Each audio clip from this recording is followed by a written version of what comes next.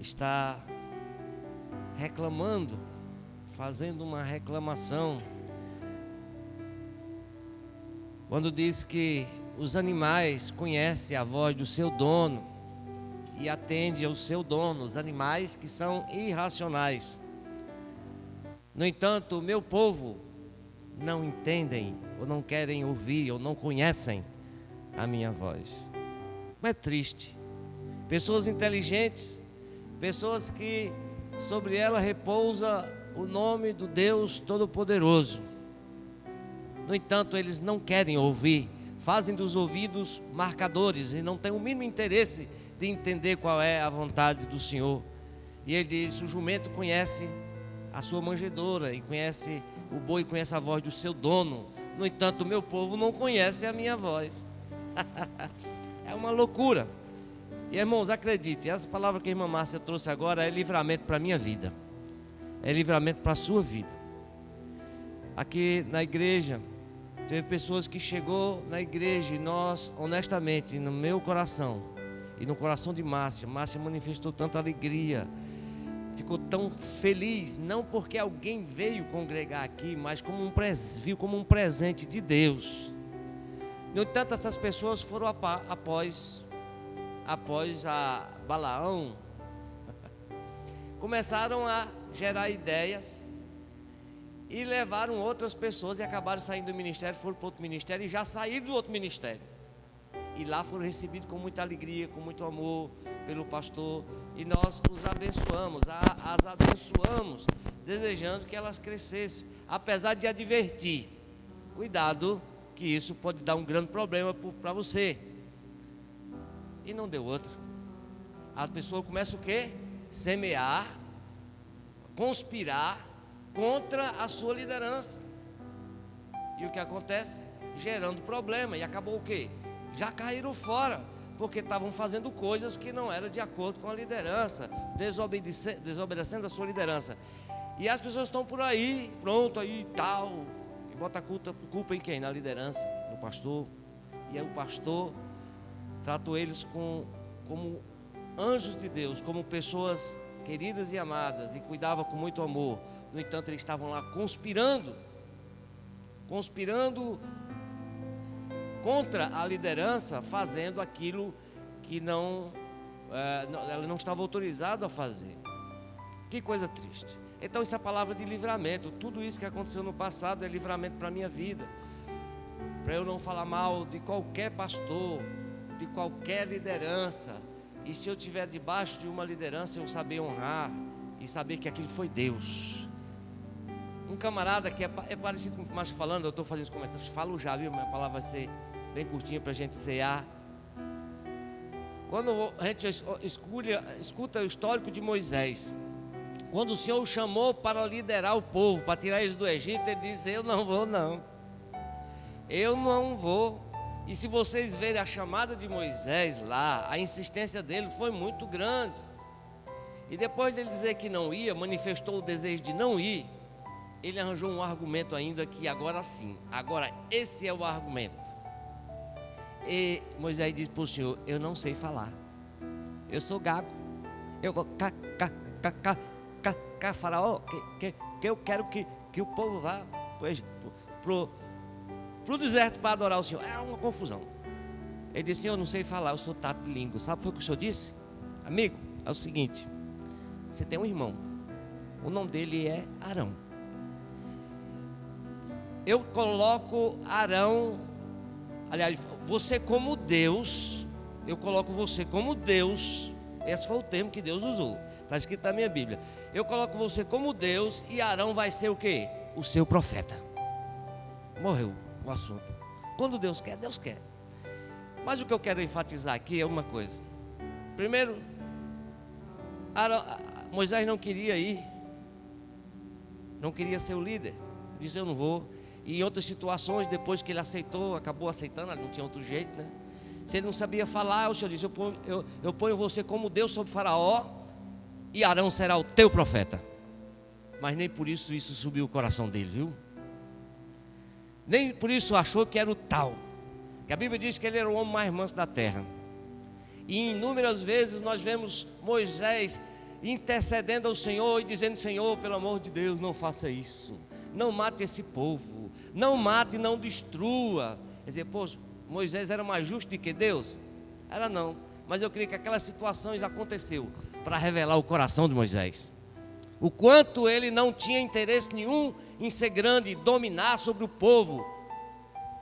Mas as pessoas são más, e isso, se disser que alguém nunca vai se levantar contra mim, achando que eu quero ser isso, quero ser aquilo, sou tal, isso é mentira, porque vai acontecer. Quantas vezes Jesus chorou e disse assim: Jerusalém, quantas vezes eu quis te agasalhar como uma galinha agasalha debaixo das suas asas os meus pintinhos, e você não quis. Eu te dei amor, eu faço qualquer negócio para lhe acolher, e você não quis. Bom, alguém aceitar a minha palavra, isso, quem sou eu, não é? Então Moisés é parecido comigo, porque eu nunca quis estar aqui. Eu queria estar aí, nunca quis, resisti muito. Mas Jesus tem as suas estratégias, acabou usando a minha esposa para me envolver. Eu digo: eu não. Então, é maravilhoso quando todos nós não queremos que nenhum fermento venha levedar o nosso coração, mas quando nós reconhecemos aquilo que Deus tem feito, em primeiro lugar na sua vida, na minha vida, e reconhecemos que a bênção de Deus está naqueles que honram os que são colocados como liderança, isso é uma bênção tremenda. O contrário é maldição. Queridos, eu quero ler para a meditação da palavra do Senhor, Romanos capítulo 12.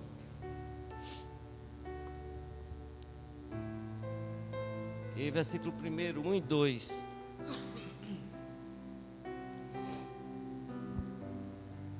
Diz assim a palavra do Senhor. Capítulo 12 do livro de Romanos. Rogo-vos, pois, irmãos, pela compaixão de Deus, que apresenteis os vossos corpos em sacrifício vivo, santo e agradável a Deus, que é o vosso culto racional. O vosso culto com inteligência, né? Com razão. Você sabe o que está fazendo. E não vos conformeis com este mundo, mas transformai-vos pela renovação do vosso entendimento, para que experimenteis qual seja a boa, agradável e perfeita vontade de Deus. Que coisa linda, né? Primeiro ele diz: o que eu rogo que vocês se ofereçam a Deus como um sacrifício vivo, santo, né? E de uma forma inteligente. Esse é o nosso culto racional. Certa vez o Senhor Jesus disse para alguém: vocês adoram o que não sabem, mas nós adoramos o que sabemos. Aquela questão dos samaritanos e tal e tal. Mas eu quero trazer o destaque aqui no versículo 2, que diz que nós devemos renovar. Oh Jesus, dê licença, esse ventilador fica me atrapalhando. Diz o que? E não nos conformemos com este mundo, mas transformai-vos pela renovação do vosso entendimento. Só assim nós poderemos experimentar qual seja a boa, agradável e perfeita vontade de Deus. Eis uma questão: quem é que quer conhecer a vontade de Deus? Todos nós. Eu posso dizer: irmão, você está errado. Você está errado, eu estou certo. O que você está fazendo está errado. Mas a minha maneira de pensar pode estar errada, não é? Agora, se eu tenho consciência que aonde eu estou, como Moisés disse, aonde eu sei que tudo que eu fiz, não fiz do meu coração, não fiz da minha vontade, mas foi a vontade de Deus, ele pode ficar firme. Curiosamente, muitas pessoas que às vezes chamam para si a verdade, ou em nome da vontade de Deus, eles estão redondamente enganados, mas eles foram baseados na sua lógica humana. E vamos usar novamente o texto lá: vocês trouxeram de lá para morrer aqui no deserto, blá blá blá blá blá blá blá blá blá. Mas, irmãos, a coisa melhor do mundo é quando você conhece a vontade de Deus. A vontade de Deus. Primeiro, nós só podemos conhecer a vontade de Deus quando nós nos esvaziamos da nossa vontade. Quando eu vou ler as Escrituras Sagradas e eu leio procurando um motivo para questionar com o meu irmão ou com a minha irmã, você vai encontrar, que a Bíblia tem tudo. Pedro diz assim, olha, tem algumas partes nas Escrituras que o nosso amado irmão Paulo escreveu que são difíceis de entender. E os indoutos e os inconstantes, eles pegam essa palavra e torcem a palavra para a sua própria condenação. Uau! Então, se você procurar ler as Escrituras Sagradas, procurando uma razão para questionar comigo, para discutir comigo, tal, você vai encontrar. Mas como é que você deve ler a palavra de Deus? Você abre o seu coração.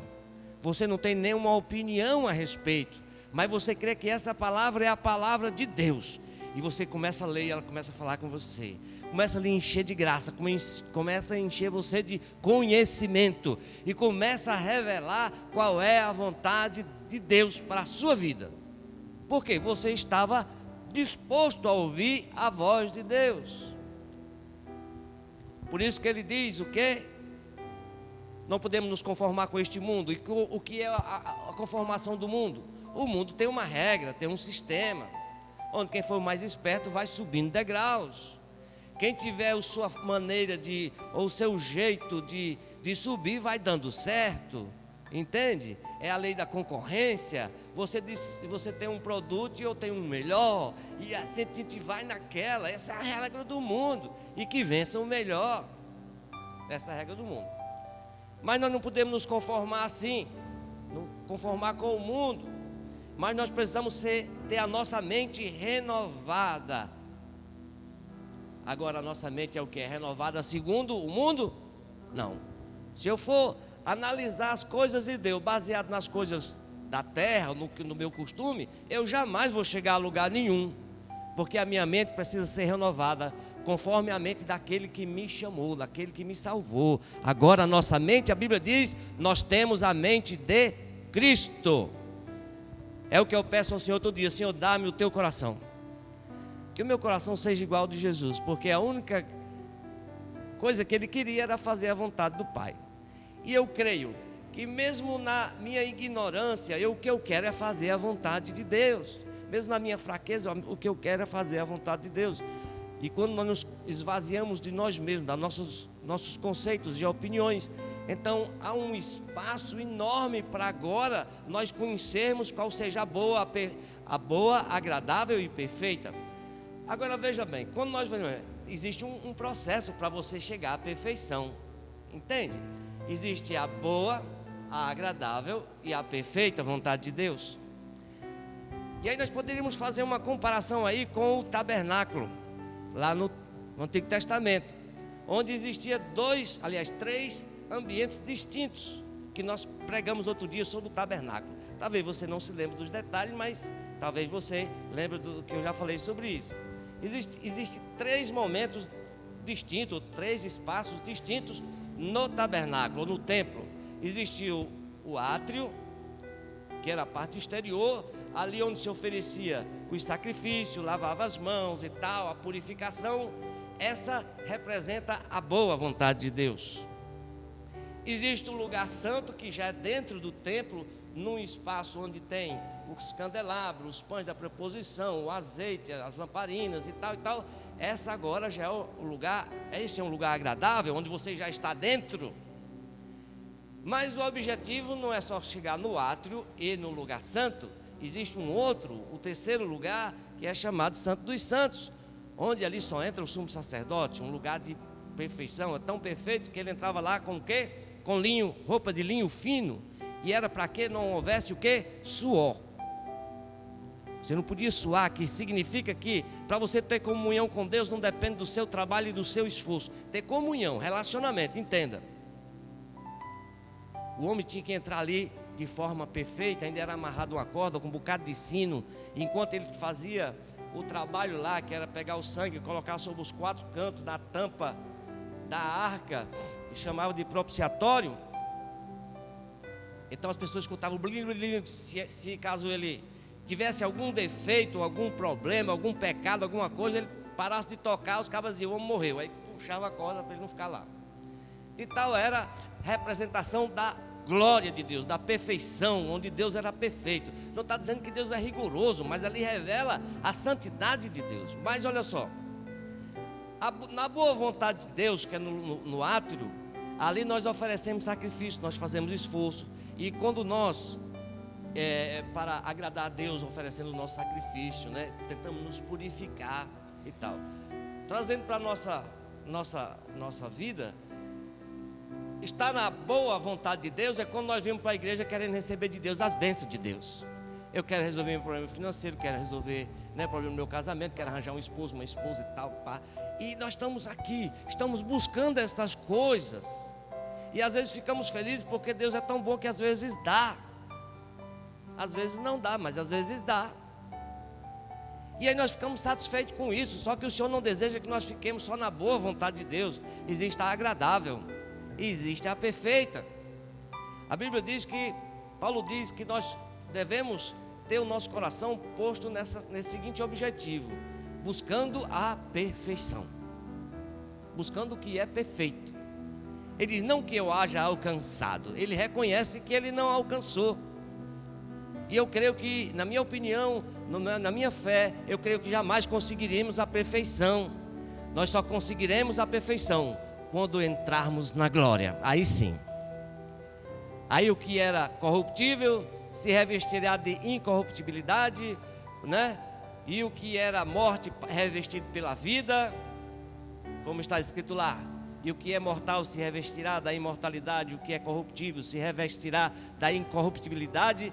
E então ouvir-se-á a palavra que está escrita: tragada foi a morte na vitória. Porque a morte significa imperfeição, que precisa morrer porque não presta. Tá certo? Então, que na boa vontade nós estamos aqui na igreja. Eu vou para a igreja, por isso que nós temos falado aqui, Deus tem falado. E irmãos, essa palavra não estava no meu coração, mas Deus vem desenrolando o rolo devagarinho. Devagarinho, devagarinho.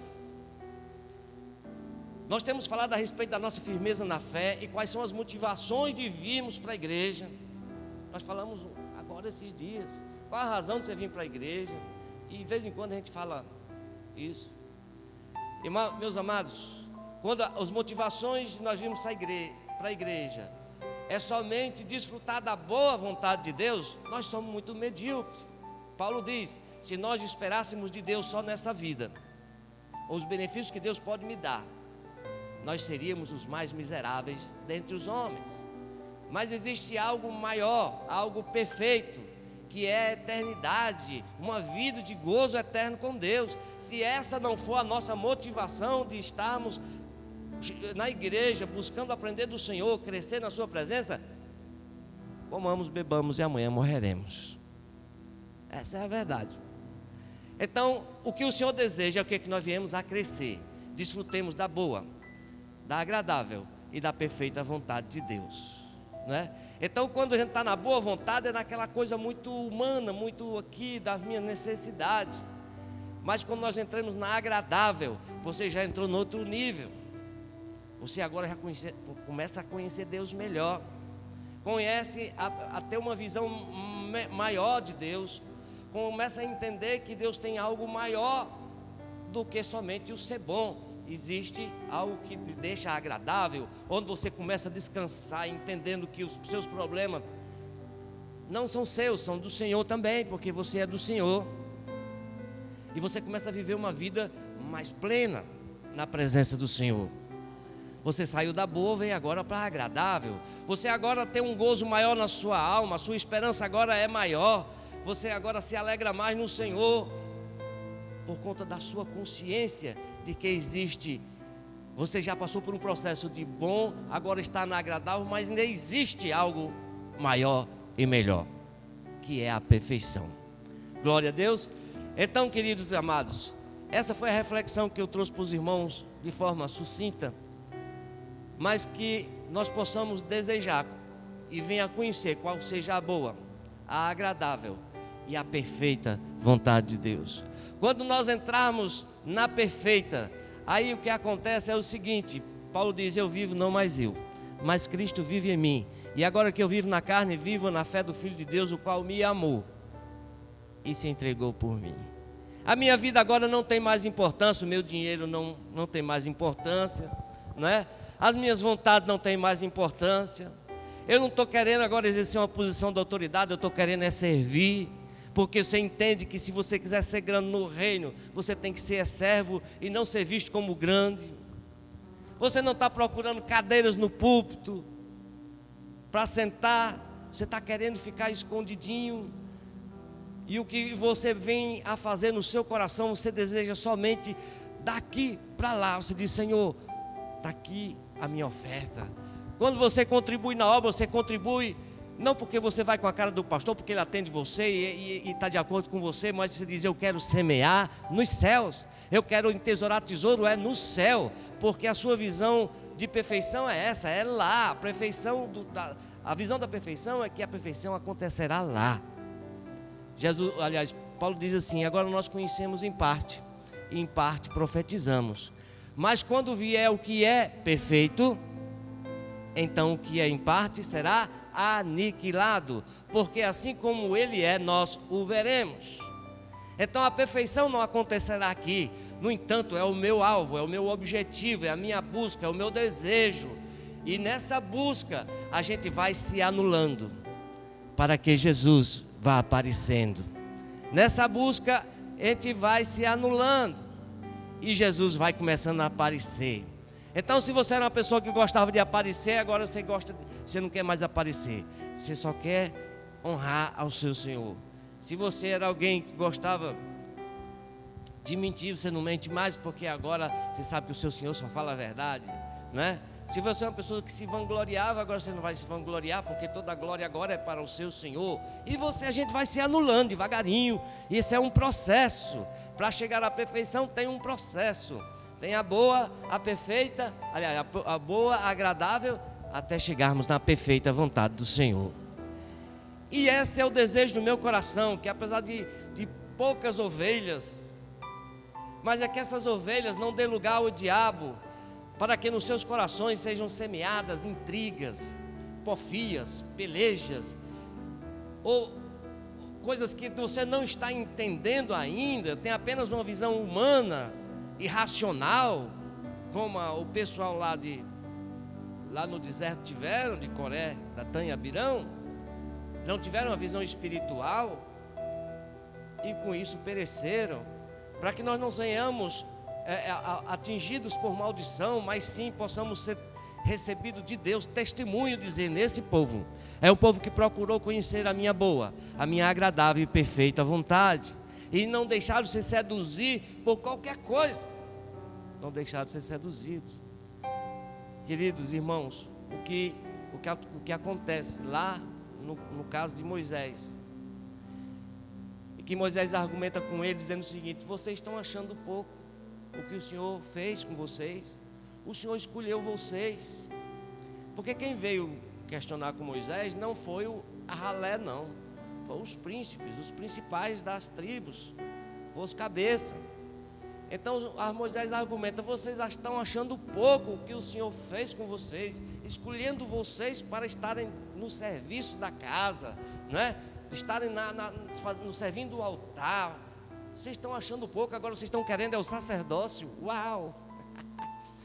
Como se tivesse sido Moisés que tivesse estabelecido o sacerdócio. Quem escolheu foi Deus, como eu disse no início. O Senhor disse: eu ponho você como Deus sobre o faraó, e Arão será o teu profeta.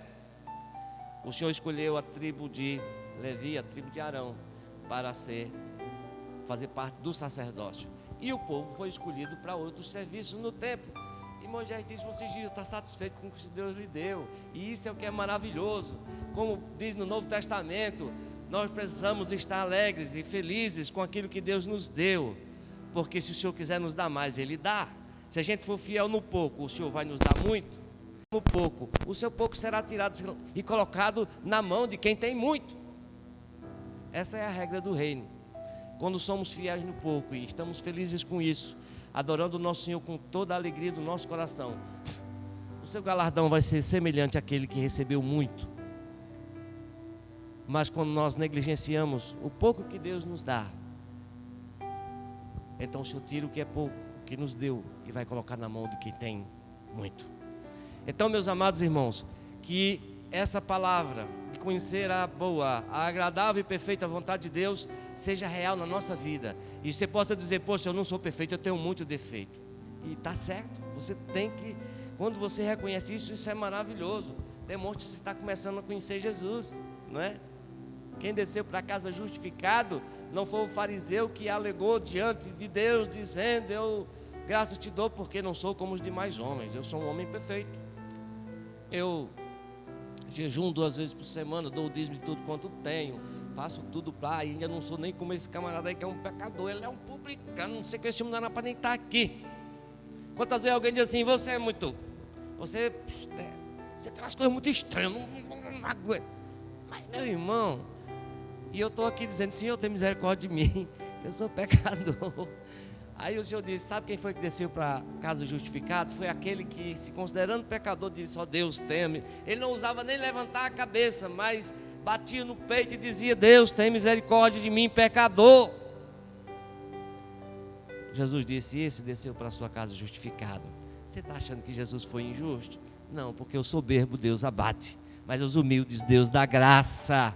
Aleluia. E nesta noite nós possamos nos alegrar, que sabendo quem nós éramos e onde o Senhor nos colocou, para desfrutar das riquezas insondáveis da sua graça, não peguemos esta graça e coloquemos ou desprezemos, não é? Ou não, como diz aquele versículo que Sadraque postou, não, ou não nos excluamos, ou não nos privemos da graça de Deus, mas desfrutemos da graça de Deus abundantemente, com alegria, amando os irmãos verdadeiramente, não guardando mágoa nem qualquer coisa no nosso coração que possa vir contaminar, em primeiro lugar, você que já está contaminado, e segundo, contaminar as outras pessoas. Mas nos limpemos disso, e o Senhor nos abençoará grandemente. O Senhor vai dizer que o que eu mais desejo na minha vida, e toda vida que eu leio eu fico emocionado quando o anjo aparece a Daniel e diz o seguinte: Daniel, homem muito desejado. Uau! Glória a Deus. Aleluia. Que cada um de nós possamos ter esse desejo de dizer: eu sou amado do Senhor. O Senhor não ama a todos, entende, irmãos? O Senhor ama a todos. Mas, como diz um provérbio popular, quem quiser ser mimoso que se faça, né? Então, se você quer ser mimoso, se você procurar conhecer a boa, agradável e perfeita vontade do Senhor, a Bíblia diz, Pedro diz o seguinte: humilhai-vos, pois, debaixo da potente mão de Deus, e Ele vos exaltará. Se nós queremos ser exaltados, queremos conhecer a vontade de Deus, nós precisamos estar com o nosso coração limpo, porque os limpos é que verão a Deus. Os limpos é que encontrarão a Deus, né? E não os inteligentes, mas os limpos de coração. Glória a Deus.